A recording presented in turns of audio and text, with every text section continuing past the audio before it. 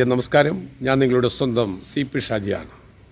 ഇന്ന് ഞാൻ നിങ്ങളുടെ മുന്നിലേക്ക് അവതരിപ്പിക്കുന്ന വീഡിയോ ലോകത്താദ്യമായി ആൺകുട്ടികളും പെൺകുട്ടികളും ചേർന്നുകൊണ്ടുള്ള ഒരു വോളിബോൾ മത്സരം.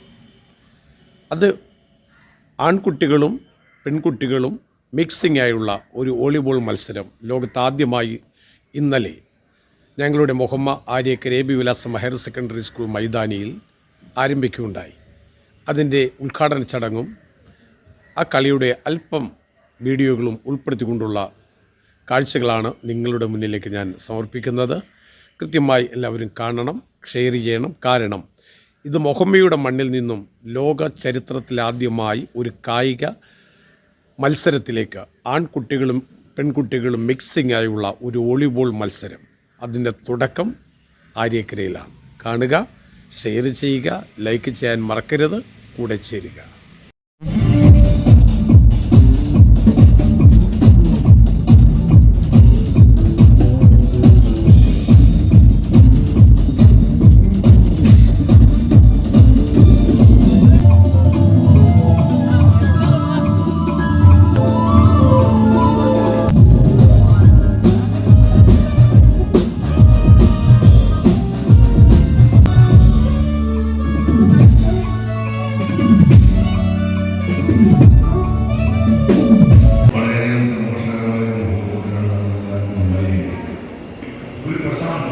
ഒരു സമയം എല്ലാം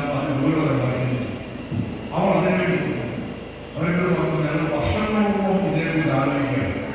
അങ്ങനെ മിക്സഡ് ഗെയിംസിലേക്ക് എത്തുമ്പോൾ എന്താണ് കാണുന്ന പ്രശ്നങ്ങൾ? കൗതുകം എവിടെ ആദ്യമായി ചേർത്തലയിൽ ആദ്യമായി കാണുന്നതായിരുന്നു എന്നെ നോക്കുമ്പോൾ പറയുന്നു അല്ല, ചോദിച്ചില്ലേവരോട് ഇന്ത്യയിൽ ആദ്യമായിട്ടാണ്, ഇന്ത്യയിൽ ലോകത്ത് തന്നെ ആദ്യമായിട്ടാണ് മിക്സഡ് ഗെയിംസിലേക്ക് എത്തുന്നതെന്ന്. അപ്പൊ ഇവർ രണ്ടുപേരും അല്ലെങ്കിൽ ഒരു ടീം ആണ്. ആ ടീം ലോകത്തിലെ ആദ്യത്തെ ഒരു മിക്സഡ് ഗെയിംസിന്റെ ചരിത്രം സൃഷ്ടിക്കുന്നു. ആര്യക്കര സ്കൂളിന്റെ ഗ്രൗണ്ടിൽ ഉണ്ടാക്കുന്നത് നേരത്തെ ഷാജി പറഞ്ഞു, ഏറ്റവും പ്രധാനപ്പെട്ട ഒന്നാണ് എല്ലാം പറഞ്ഞു. ഷാജി അതിമനോഹരമായ വാക്കുകളുണ്ട്. ആ വാക്കുകൾ അപ്പുറത്തേക്കാണ് അതിന്റെ ആഴം. ലോകത്താദ്യമായി മിക്സഡ് ഗെയിംസ് നമ്മുടെ കുറിച്ചാൽ നമുക്ക് പറയാൻ കഴിയും. നമ്മുടെ ആര്യക്കരയിലാണ്, നമ്മുടെ ചേർത്തലയിലാണ്, അതിവിടെയാണ്, അതിവരാണ്. അതിന് സംഘടനയ്ക്കാക്കി ഇവിടെയാണ് നടക്കുന്നത് എന്നത് അഭിമാനകരമായ ഒരു കാര്യമാണ്. അതുകൊണ്ട് നമ്മളതിൽ ഒരു ചരിത്രത്തിലാക്കുന്ന നിമിഷത്തിലാണ് നമ്മളെ അറിയുന്നത്. ചരിത്രം രേഖപ്പെടുത്താൻ പോകുന്നത് ലോകത്താദ്യമായി മിക്സഡ് ഗെയിംസ് നടക്കുന്നത് ഇവിടെയാണ്. ലോകത്താദ്യമായി മിക്സഡ് ഗെയിംസ് നടക്കാൻ പോകുന്നു. ഈ രണ്ട് കാര്യങ്ങൾ നമുക്ക് ഓരോരുത്തരും കാണാനുണ്ട്. അതുകൊണ്ട് ഒരു ചരിത്ര മുഹൂർത്തത്തിൽ നമ്മളെല്ലാവരും പങ്കാളിയാവുകയാണ് എന്ന പ്രത്യേകതയുണ്ട്. ഈ പരിപാടി ഔപചാരികമായി ഉദ്ഘാടനം ചെയ്തുകൊണ്ട് ഞാൻ അവസാനിപ്പിക്കുന്നു.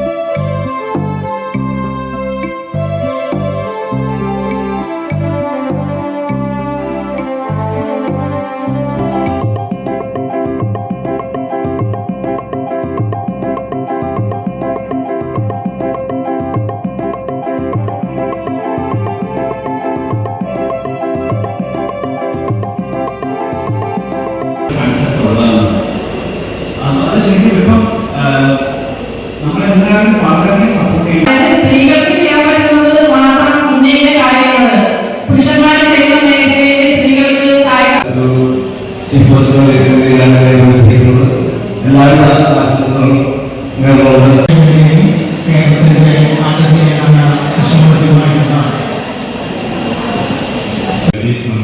മിക്സഡ് ആക്കി അതിൻ്റെ എല്ലാത്തിൻ്റെയും ശ്രീമതി ആശാമണം നമ്മുടെ സ്വന്തം ബിഷപ്പ് മന്ത്രി മറ്റ്